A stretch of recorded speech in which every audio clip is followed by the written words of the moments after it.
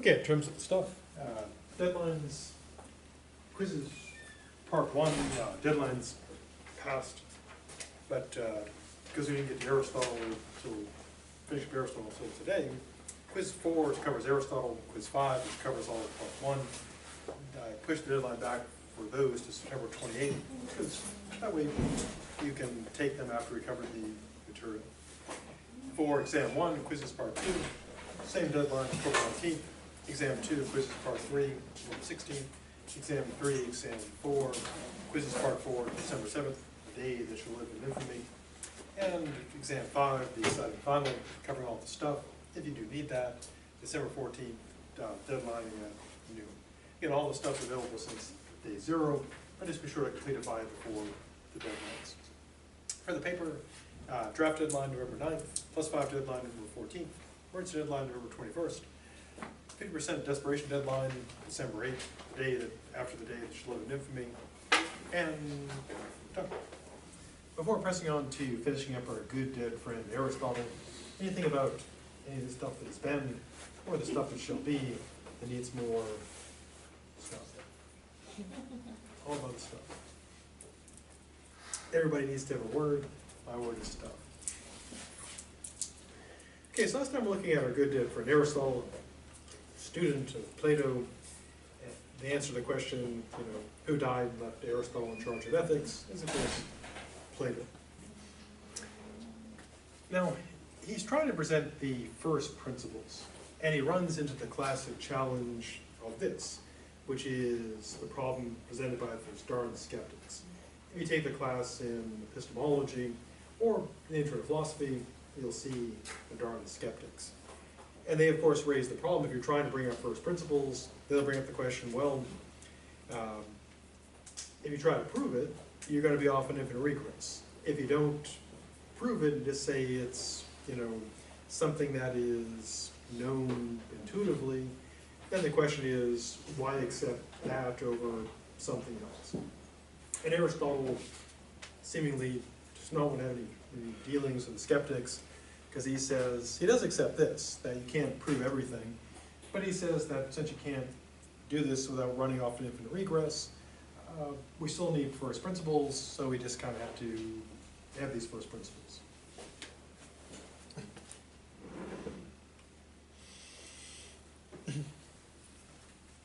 Now, like our good dead friend Socrates, he makes contributions to inductive reasoning.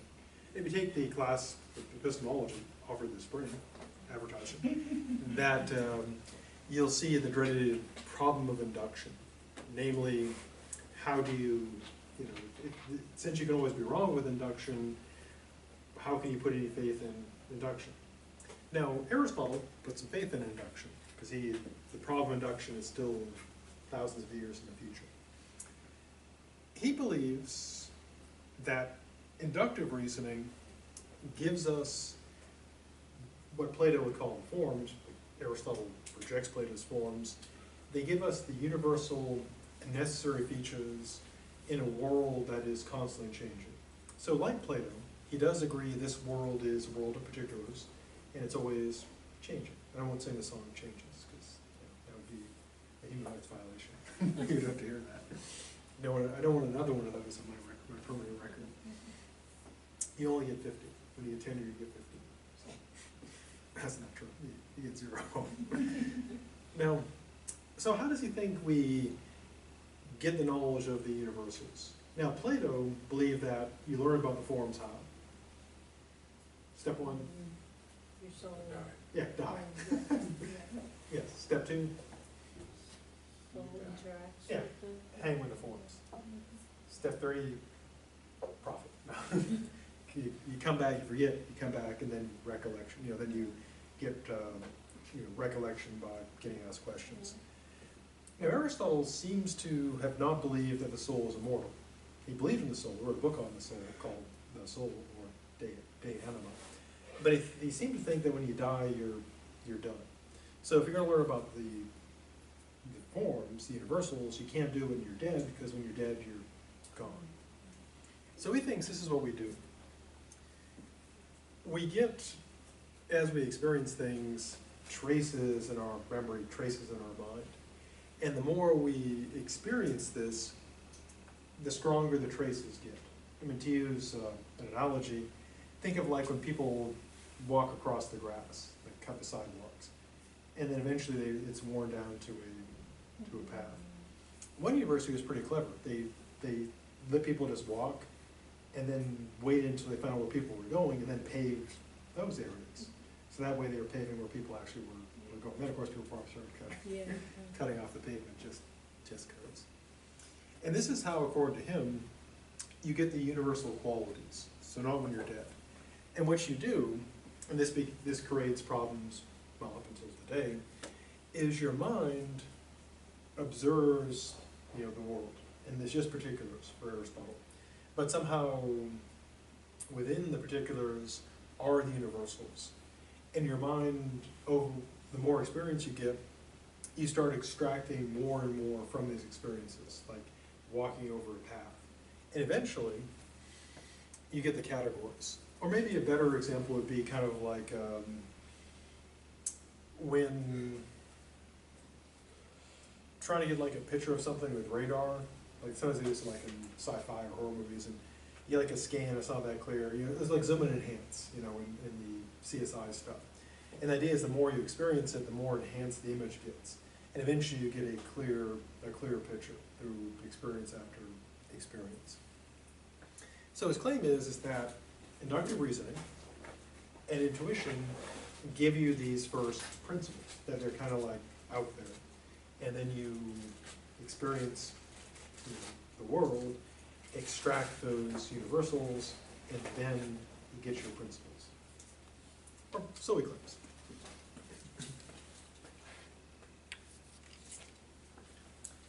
So how does this intuition work?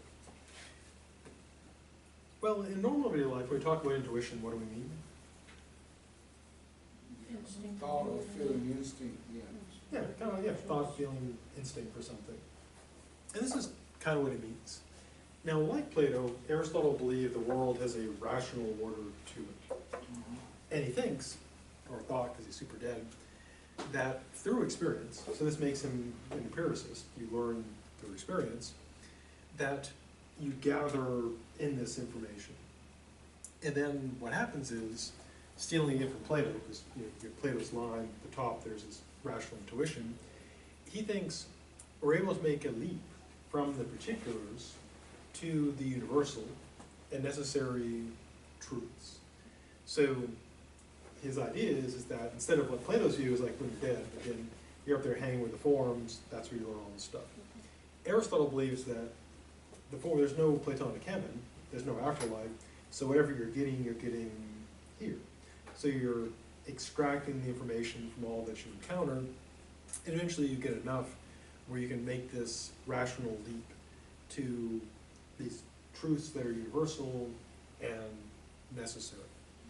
Now, as you might imagine, this becomes a point of great contention.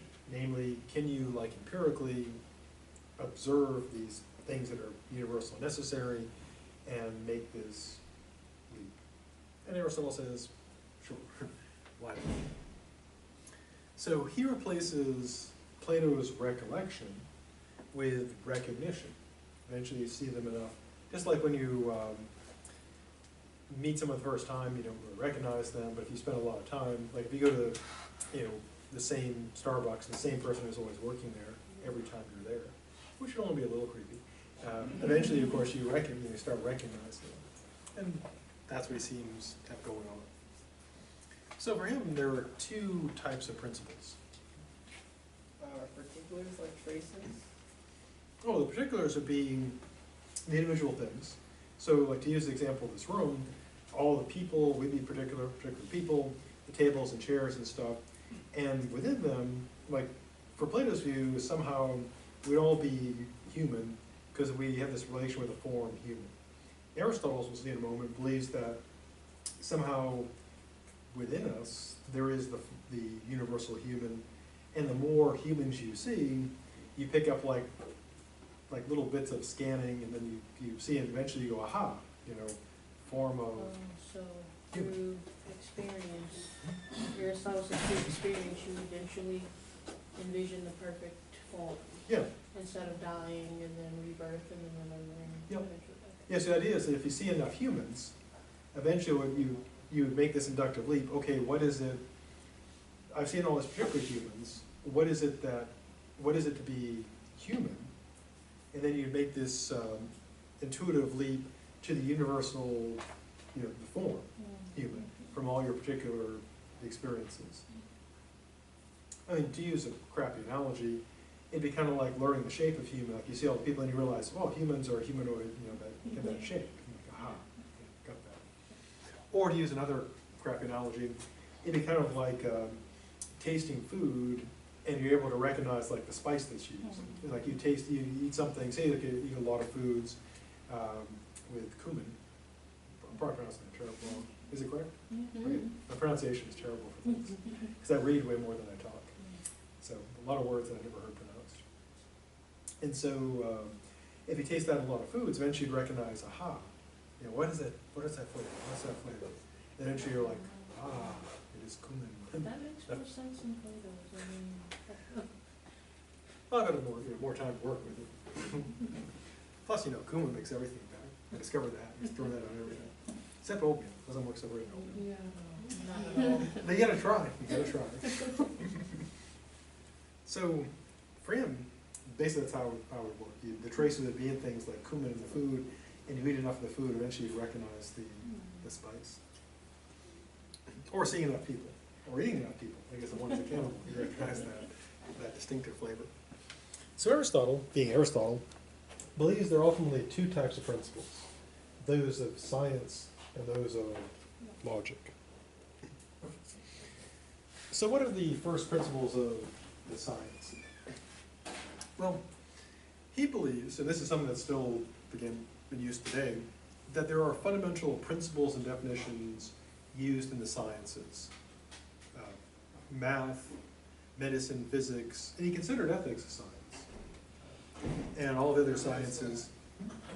Well, because he believed that in the case of ethics, his view is that we study not just to know what goodness is, but to become good people. So just like we do medicine, not to just know what health is, but to make people healthy.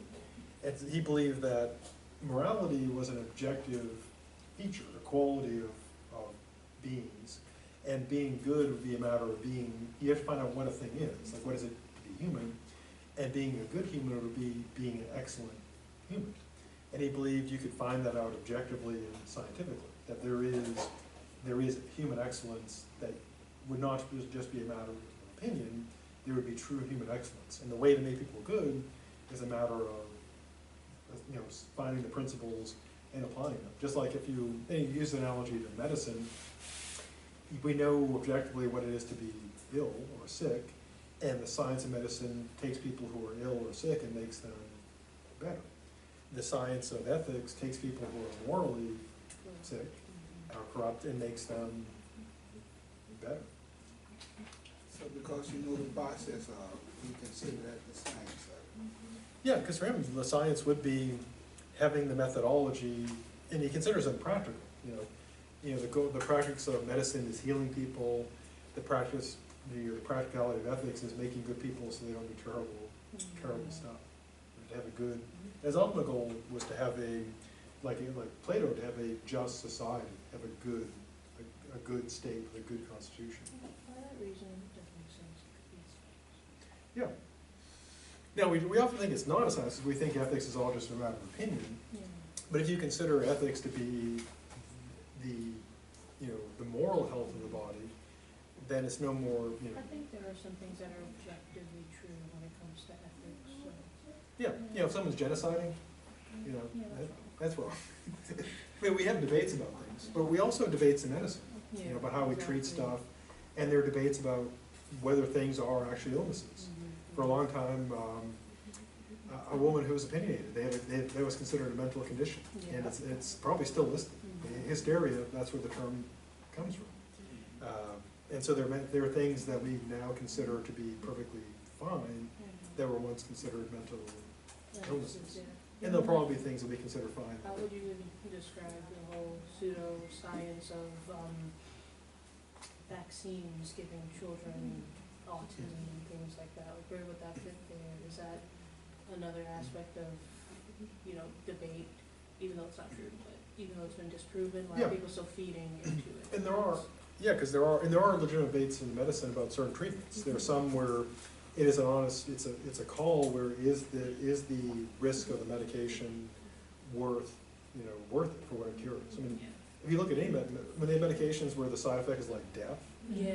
you have to like weigh, is okay, suppose I've got like a condition, like I'm having trouble sleeping, and this could kill me, is it, even if it's a small chance, Like is the it worth it? addictive nature of Xanax and Yeah. other benzos, Like using opioids as medicine. So there are debates, because we think medical debates are just perfectly objective, but there is that same sort of dispute.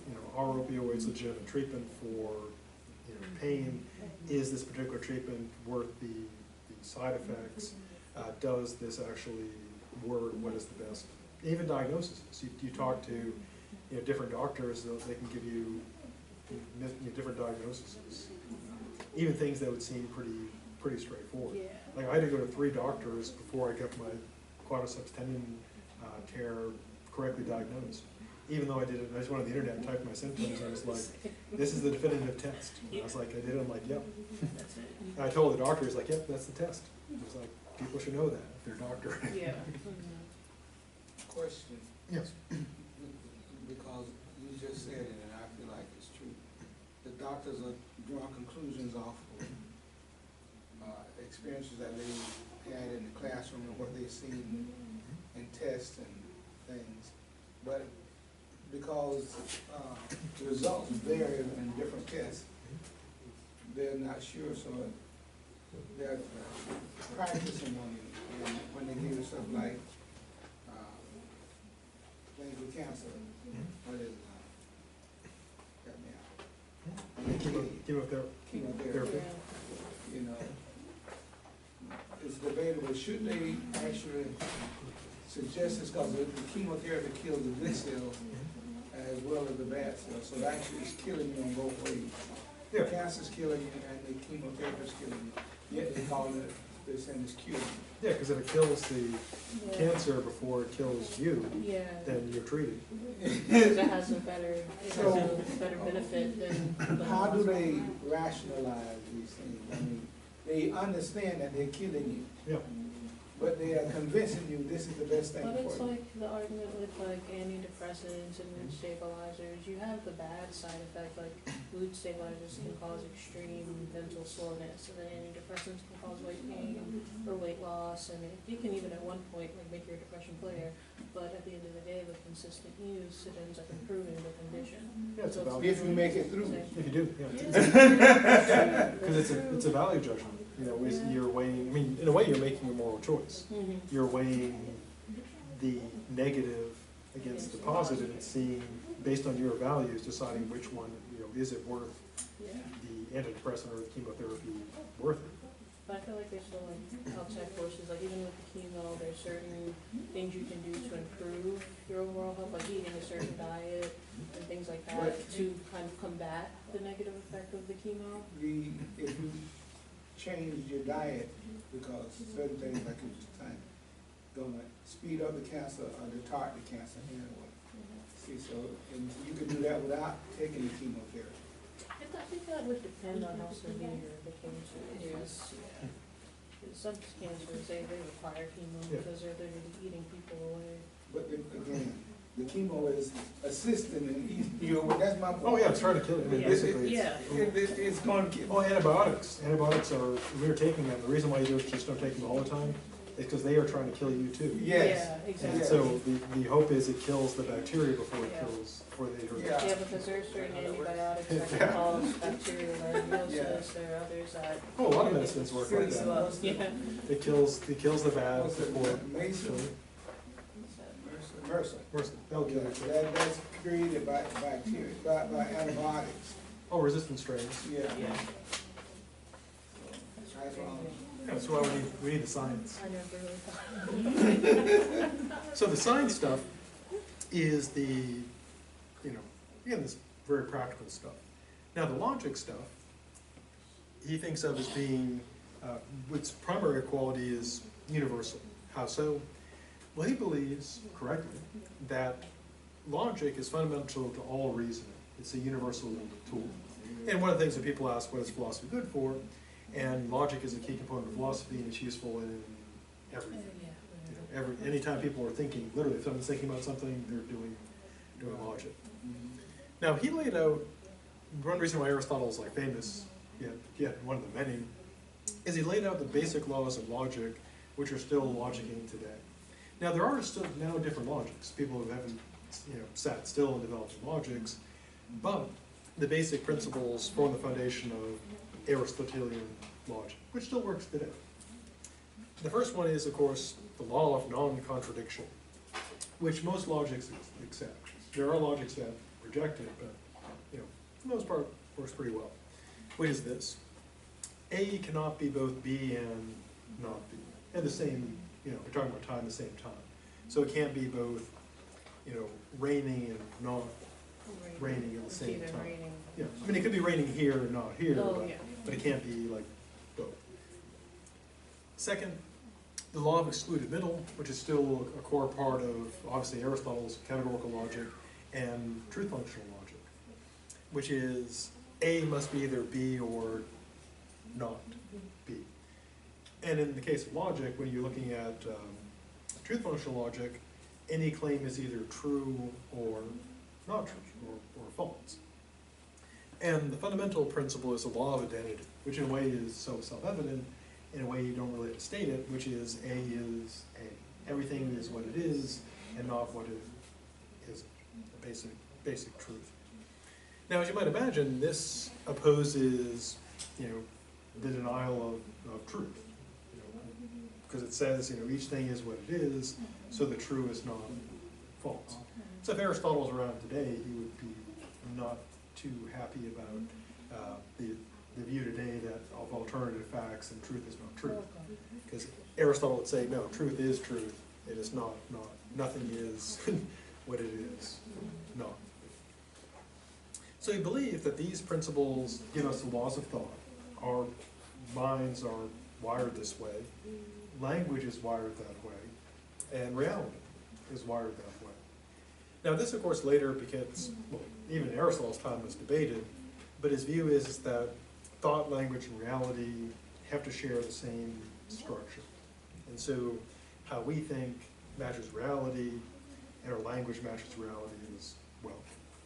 Later thinkers come along and say, what happens when people's realities are different? Like even as a matter of class, because the reality of someone who's middle class versus the reality of someone who's lower class is sharply different. So is that why we have a miscommunication and a separation between these two? good point.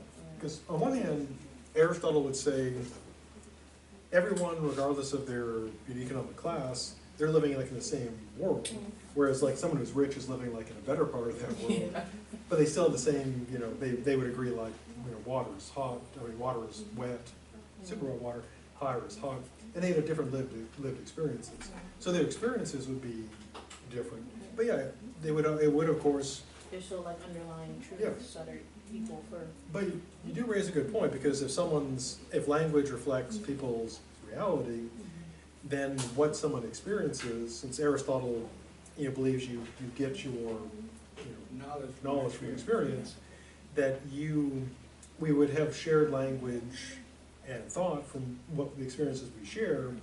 But if you had a case where the poor live very different lives from the very rich, that would lead to gaps in because language. there's even the whole debate of African American vernacular versus standard English. It's kind of like this idea that it's not valid because it doesn't fit the reality of the middle class, upper middle class. But by that logic, it would be because it's a reflection of the reality. Yeah, it'd be a reflection of the empirical experience. Yeah.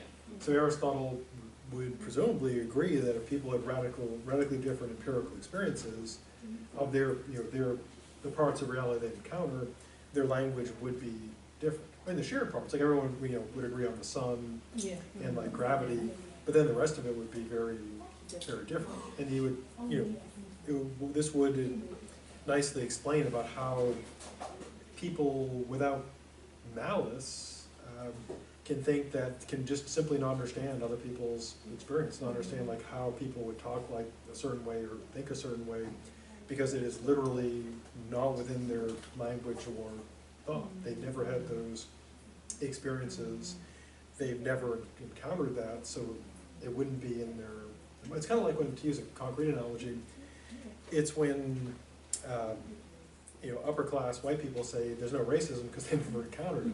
Yeah. It's like, true, you've, as, No, because they haven't, we can't say they encountered it. yeah, They're the one inflicted it. yeah, because they don't experience it, they don't experience racism against Yeah. them, you know.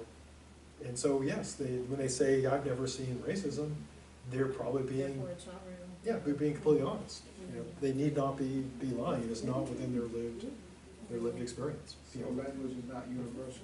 Oh, parts of it would be, you know, to the degree we share like, you know, things like, you know, gravity and fire and stuff. But you make an excellent point, the things that the more isolated people become, the harder, you know, the harder it is to exchange, you know, ideas and thoughts, because people might not even have the words to describe it, or the words might have a very different Yeah. you know, meaning. Terminology. Yeah, which is why someone could be, you know, again, could be, you know, a position where they have a very protected life, upper class, and so the idea of like, you know, it's kind of like in the movies where someone is super rich and stuff, and they have no idea how that life lives, and they're usually a comedy. They're thrown into that situation, Yeah. and they learn about how, you know, they have no realization. But wouldn't our ability to think abstractly and reason, you know, or like I guess that would be empathy, like our ability to put ourselves in situations we haven't really experienced and think about how we would feel, kind of give us the opportunity to think of how Yes. that other person was? Yeah, because we could think, but even then we face a challenge if we never experience. Because if someone is trying to think of, imagine someone who they've never missed a meal, and they felt a little hungry, and they're trying to imagine like what it is to be starving. Or I mean, we can, which is why also that reading fiction, weirdly enough, is really important, Yeah. because you can experience through good writing you know, people and situations which you yourself have not encountered.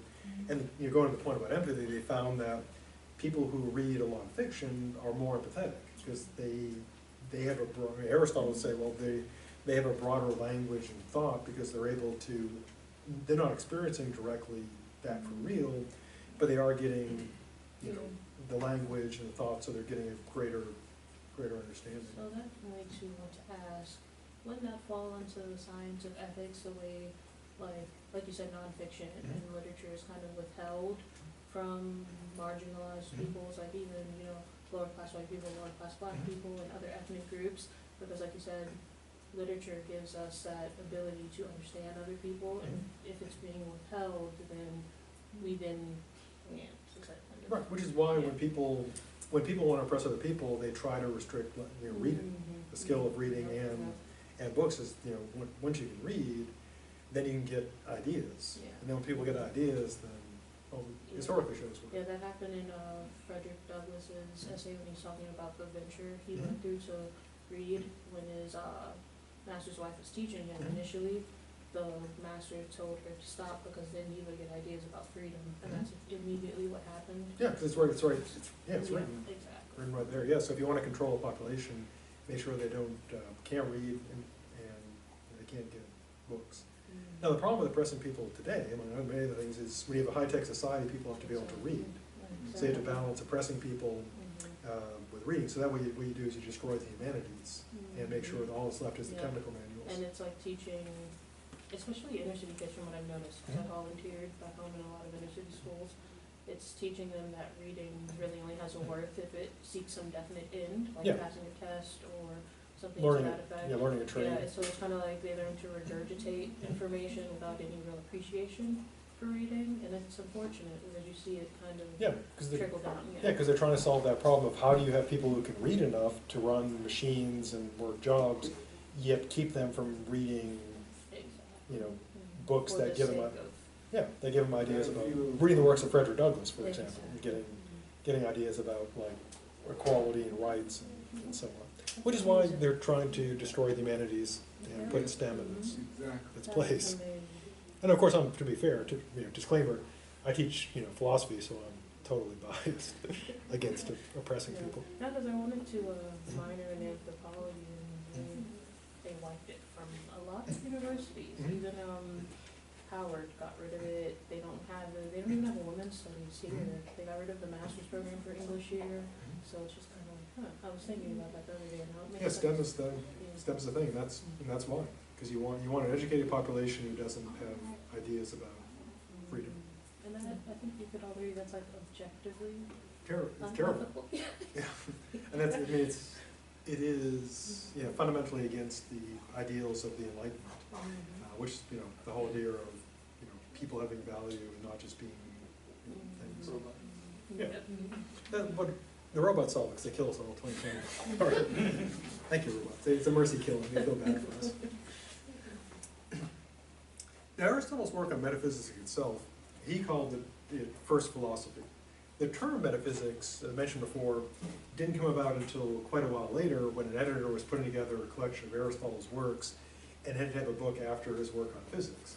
And so, metaphysics, which is literally the book after after physics. So, if he had written a cookbook, we could, like a vegan cookbook, it could have been meta-vegan cooking, which would be weird, but delicious. Now, as I mentioned, Aristotle likes the idea of like these universals, but he doesn't like the forms. And so he creates his own view. And if you do universals, even today, these are still the two big camps who want to embrace the universals. Now, we saw with Plato's view, the forms are, because of his arguments, perfect, unchanging, eternal. They're not here, they're Platonic hyperspace. Particulars, us, except for our soul, are imperfect, changing, and mortal. So, why did Aristotle reject these forms? Well, for very scientific reasons. First, going back to the methods of epistemology, of metaphysics, when doing metaphysics, you say stuff exists because it explains things, solves problems, and again, the more complicated something is, the worse. So he says, and this is probably the biggest stab, they don't explain anything. That, Aristotle says, you can have everything you got here without them.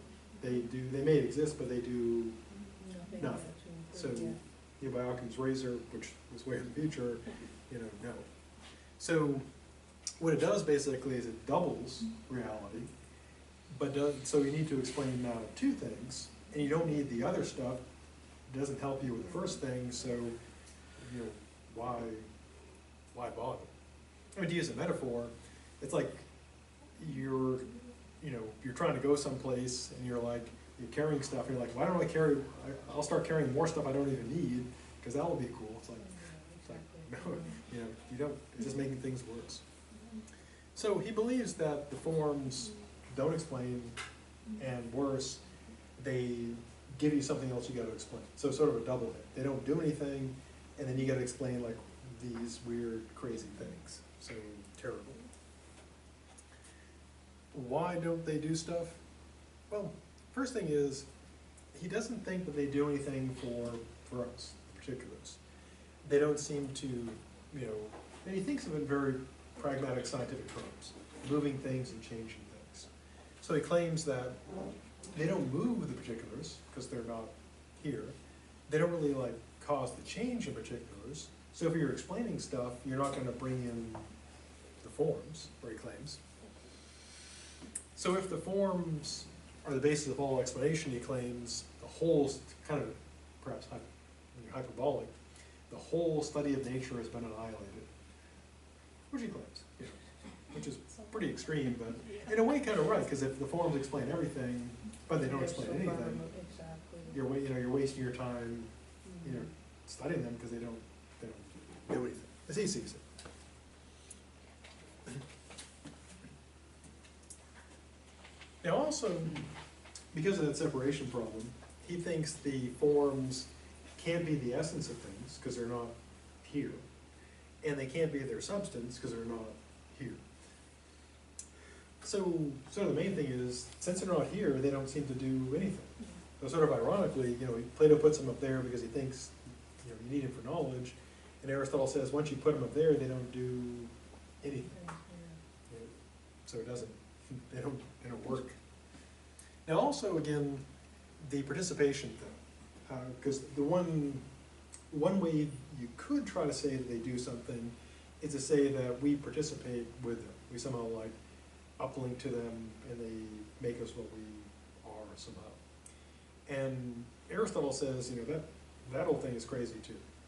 He says it's merely empty words and poetical metaphors. So that's out. And of course, he also brings in, he says, the third man, which Plato introduced himself, and basically says those things are terrible. Do the third man again, because on that page it says something about third man is a problem because it excuses or excludes women. No, that's not true. I mean, excluding women is a problem, but the third man is a problem because the third man problem is if you have two men and you say, well, why are they both men? And you say, well, they participate in the form of man. But then you'd say, this would be the second man. And then you'd say, well, in virtue of what is the form of man, man. Because the claim is everything is what it is because there's a form that makes it what it is. So you need a third man. These are two men, but these are the first men, particulars. Second man is the form. Then you need the form of the form, which is the third man. Then of course this needs a form, which would be the fourth. So that would be I think it was called circular something. Yeah, it'd be an infinite regress. Yeah. To have, so you need an infinite number of form of man, you need form of man, form of But then man. it doesn't end, it Yeah. just keeps looking for Man, form of man, form of man, form of man, off forever. And Aristotle says that's crazy. Yeah, that would be ridiculous. But Aristotle thinks Plato did all this, really good work, and the forms actually do potentially some useful stuff. What you gotta do, though, is you gotta get them from hyperspace down to here.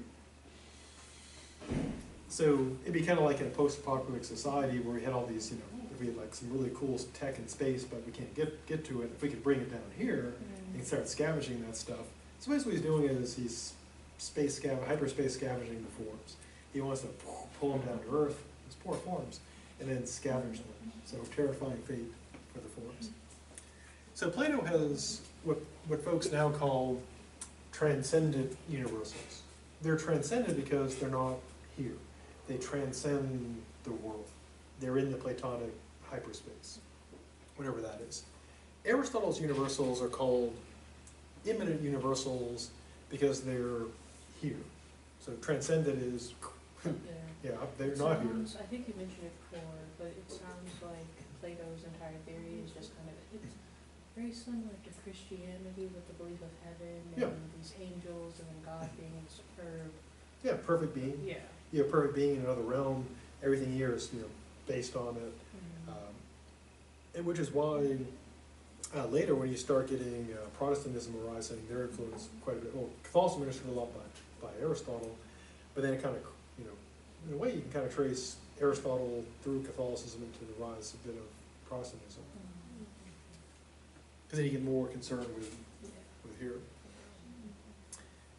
So Aristotle embraces these immanent universals. They're here among us. Now he thinks this allows for explanations. By bringing them down and having them here with us, then they explain things. And so for him, reality is a collection of substances, things that can exist on their own. And then the question is, how do these forms, these immanent universals fit in? Well, his claim is this. He brings up two concepts, one of which is whatness. And whatness is this. These are the properties you possess that makes you what you are in terms of types. So, type human. What makes you that what, would be those qualities. So for each type that anything belongs to, for Aristotle, it's got properties that make it that type. And that would be the universals are the what's. Anything's, their qualities that are here, and the qualities that you have. No, like weird uplink to hyperspace, they're here, with you. Now, oneness, though, doesn't individuate. So oneness says what type of thing a thing is, human, table, blue. Then there's a question of what makes a thing the thing it is, the individual. And that is the thisness, is what individuates you. And it distinguishes each thing from everything else at the same time. So for Aristotle and later thinkers, even Plato, there are two questions. What is it that makes something of a type? Makes it human or blue or kiwi? And what makes it the individual? So like the question would be, in virtue of what am I human? And in virtue of what am I me, distinct from all other humans? And Aristotle says this: what makes you of a type would be the forms, the universals. What makes you, the individual, would be the matter. So to use an analogy, 3D printing, if you print a bunch of like dragons with 3D printing, and it would be the file would be like the form, and that would create this the same basic thing. What makes them like 6 printed dragons?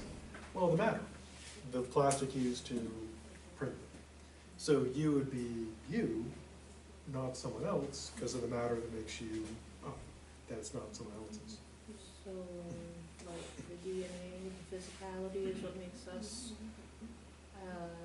distinct, and then the whatness is the similarities we share with the forms. Yeah, I mean, or actually, you could kind of use the DNA, if you wanted to get, replace the metaphysical forms of, kind of metaphorically with DNA. Mm-hmm. The general stuff of the DNA, that the 99% that we all share, that would be kind of like the form that that's one thing that makes us all human, and it would be that little tiny bit, So like, what makes my hair black and what makes one person's hair blonde? Yeah, so the little tiny bits that are unique to you would be kind of like the matter, and literally the matter part of it as well. Trying to see how it would apply to like a bottle of water. Like the concept of a bottle of water, but it also has a thing in it which would be the water. So how would it apply to the concept of a bottle of water? Oh, Aristotle would say that you would have the universal bottle, and it would be, so these are generated by a machine, it would be like if you want to be metaphorical, but in a way kind of literal, it would be the form, the template, the design for it, and that would be what makes all those bottles of this particular type, that type of bottle, and then the individual plastic used to make it a separate bottle. Unlike with the desks here, all the desks are the same desk because they're all created using the same plan. But what makes your desk not someone else's is because different matter, same design, different matter. And so 3D printing, or even just manufacturing provides a good example. It would be like, in 3D printing, you have the file, and you use the same file, literally, to print all the things you're printing, that one thing, but you use different plastic. So the plastic dragons you print would all be plastic, all be dragons, because they're follow that same form. They're literally formed by that file, but they'd be separate ones because each one is made up of different plastic. So you've got 6. There's 6 dragons. They're dragons because of the form, and there's 6 of them because there's 6 globs of different plastic. Or so you put. And then you die from plastic dragon poisoning.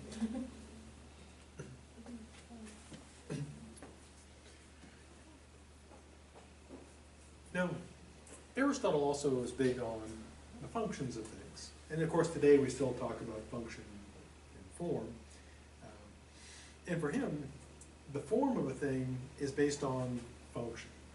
Now today, of course, we'd say, you build things based on what you want it to do, and in a way Aristotle's saying this as well. His view is that what a thing is based on what the thing does. And to be a thing is to do what it does, and to be that thing well is to do what it does with excellence. So, the essence of a thing, for Aristotle, is, well, there's the whatness of a thing, and Aristotle brings in this concept called essence, which is later, of course, made into a perfume or cologne or something, because, yeah. But he puts out this notion that there's certain properties that you have, and he calls them, some are what he calls accidental, but on the sense of like, oops, I tripped and spilled something on myself, so I'm accidentally blue. He means accidental qualities are qualities you can change and still be, in the case of a person, still be, or it can still be that thing. So if I paint my backpack a different color, it's still a backpack. So being a color is not essential to being. So I was gonna ask you about that, but I was also gonna ask, when you change like your hair color, what Yeah. then, so. So you're still you. Yeah, if you get your hair cut or you change the color, you're still you. The essential properties, the essence, are things that if you change them, you wouldn't be changed, you'd be destroyed. You wouldn't be, there wouldn't be a you anymore. So what would be an example? Oh, simple example would be a triangle. You take away, Oh, it's no longer a triangle? yeah, it's just a, It's a angle. yeah. And with more complicated things, it's more difficult. Like how much of you would you have to lose to stop being a person? Which is something we'll see in the future when we talk about So, personal. maybe like, I wanna say alcoholism, but even then, it's kind of a slow process. Okay, so like if a person gets in a really bad car accident and they're in a coma, would that count? Because Yeah. it changed a lot of. Yeah, because the question would be is, did it take away enough, for Aristotle, you take away enough of their essential qualities that they wouldn't be them? So like a person when they're brain dead and the whole argument of, are they still there? Yeah. Even though their brain is completely inactive, that's also an essential quality, so Yeah, technically. yeah, in Aristotle's view, your essence is, that's you. And if it's changed, that's not you anymore. I mean, there'll still be something, Yeah, but it would stop being you. I mean, Which that's good for your. goes cost. against, that's what I was about to say, which kills the love across the world. Because if it's not you, then the person you're loving is somebody else and not you. although Wow. you could have, to provide an objection, if the essence is just a set of properties, then something could have the same, Yeah, because it's Similar. an identical. Similar, Yeah. similar, but yeah, but then you could argue they're not identical. Mhm. And now we could say that's not, an objection would be, Should've been your paper. yeah. Yeah, there's a paper for it. Yeah, so you could say that, Did you watch Yeah. the episode of Rick and Morty? I hadn't watched it. you gotta watch it before doing the paper. Yeah. Okay. You'll write it so much better watching it. So. Okay, I still, I need to watch it too. Yeah. So the matter then is what for Aristotle, and bringing matter creates all kinds of messes that still are a mess today. It does help with the problem of individuation. You are, why aren't you someone else? Well, separate matter. It's like with the dragon example, or the bottle. Why are these bottles, all bottles? Well, they have a similar form. Why are they the same bottle? Well, different matter.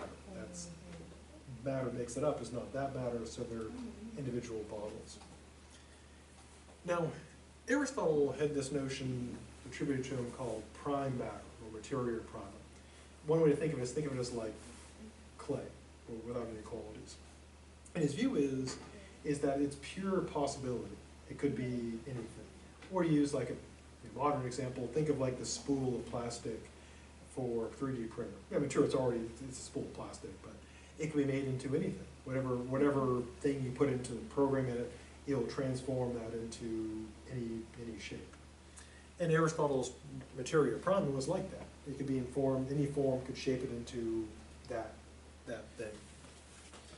So he divides reality into the potential and the actual. And that's how change occurs, going from potentially something to actually something, or shifting from actually to potential. And his, one of his favorite examples, people still use because he used it, is the example of an acorn. An acorn, of course, is potentially an oak tree, and then when it grows into one, it has actualized its potential.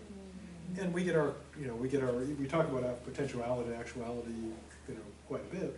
And in a way, we have Aristotle too. So would that go to the hierarchy of needs? Because when on the lower tier, you're working to potentialize that self-awareness. So could we say that this attributed to Maslow's hierarchy, or? Yeah, because he has a notion that the potentially being something is inferior to actually being something, which is then later grabbed by other thinkers. We'll see this when we get to Tommy Aquinas.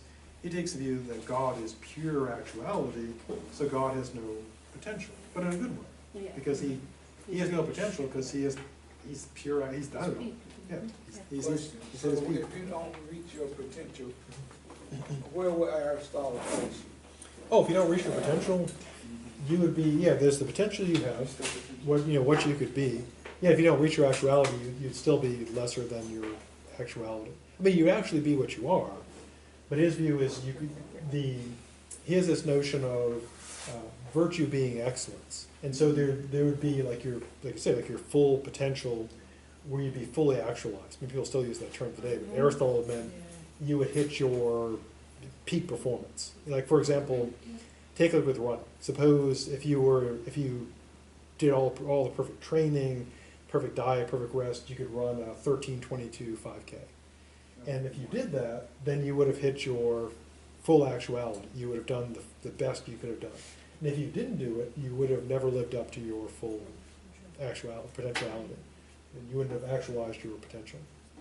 And so Aristotle's view of ethics is that we all have this potential, and being virtuous is to actualize our potential to as much as possible. Which is why virtue and morality is objective, because what you are is objective, and you fully, as the army used to say, you fully become all you can be. And then you still die.